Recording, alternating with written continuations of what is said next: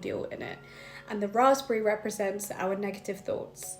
And when we start to think a new way, a more positive way, let's say you're trying to manifest a job, and this applies to everything. Maybe in the beginning, you were like, oh, I'm not good enough to get this job. I don't know, there's so many people going for it. Will there be a space for me?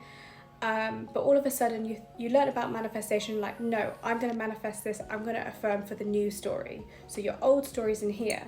And then your new story is this. It's your pure thoughts. It's your clean thoughts, let's say. And then you start to affirm the new story. So you can see as you pour more water in here, it's getting lighter and lighter and lighter. It still shows some of the color of your old thoughts, but that's because you're washing it away from your system. So when you are affirming, sometimes your old thoughts or your old stories come up, and all you need to remember is, right, I'm focusing on the new story.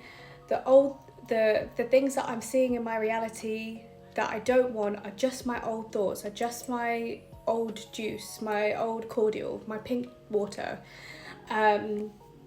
So you need to still push through, purge and clean your glass of water away. I'm not explaining this very well, but the more you put in your clean water, the more it cleanses your mind and only remains the clear thoughts.